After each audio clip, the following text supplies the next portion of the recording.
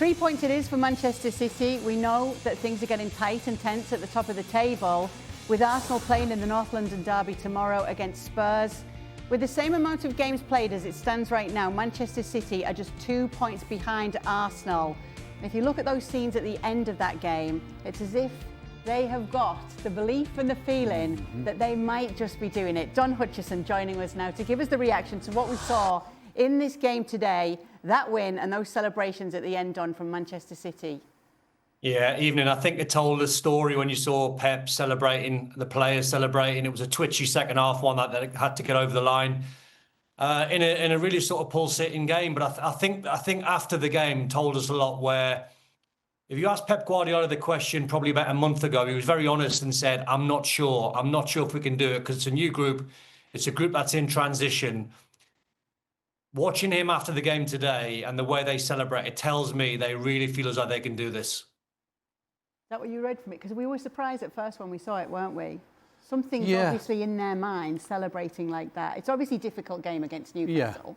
Yeah. I'm a little hesitant. You know, I would suggest they think they can do it more because of what's going on at Arsenal. You know, let's be honest, Manchester City are still vulnerable, and they were vulnerable at times today. It was an open game. You know, when you try to win the title, you don't just go, you know what, we're just going to go for it all the time, and if we leave some holes in, that's fine. That's not the City of old. The City of old dominated, put you under pressure, and then when they got the opportunities, they strangled you.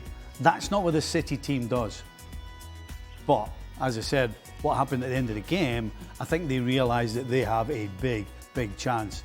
And as I said, Pep, for me, he understands that things are not quite going particularly great over at Arsenal. And I think that more than anything else is why he thinks they really have a chance. So what do Arsenal players think to see those scenes, Don? Or can Mikel Arteta use this to his advantage to say, look, they think that they're going to do this here. You cannot let them in.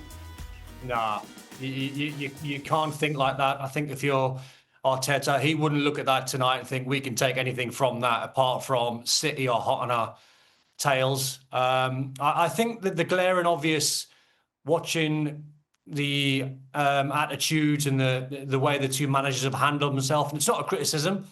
I just think Arteta tries to micromanage every single second, and you're seeing a lot of the Arsenal players starting to struggle because they're feeling the heat. I think to Stevie's point, I think when you're looking and analysing the two managers and what they're doing to their teams, City really feel as though they can win this. So they're playing, and they have to. City are not a team where they can go clean sheets from now at the end of the season. So they have to open up. They have to feel as though the firepower that they've got is to outscore the opposition. That's their best way of winning a title. That was never the case in Stevie's day in the 90s, noughties, whenever. It was clean sheets that done it. But Arsenal just look so twitchy. The fans are twitchy. The manager's anxious in his technical area. He's putting stress on the players because he's so sort of restricted and he's so desperate to get over the line. Guardiola's teams are thinking, right, let's score goals. Not so much entertain, because they know at the same time they're a work in progress, and they know potentially they can't go clean sheets all the way to the end. So they've got to score. They've got to score goals. They have to outscore teams, and that's going to be their attitude from now to the end of the season. That was Nicol O'Reilly's first Premier League brace today. He got man of the match afterwards. A word on him, if you can, Stevie. Well, I think we've seen a different player because he's playing in his natural position. You know, I think Pep probably initially got him in at left back because it was an opportunity to get him on the field. But now the fact that Nori is fit, he can actually push him further forward. And we see the talent he's got. I mean, that left peg, it's just that the talent he's got in his left peg, it's what's going on between his ears, because for such a young man, he's turning up in incredible positions.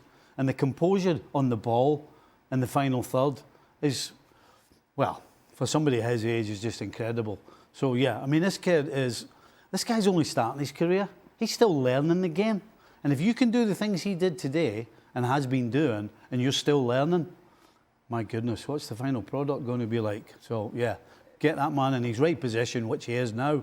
Keep him there, and you'll see the best of Nicol O'Reilly. Do you want to add anything to that, Don?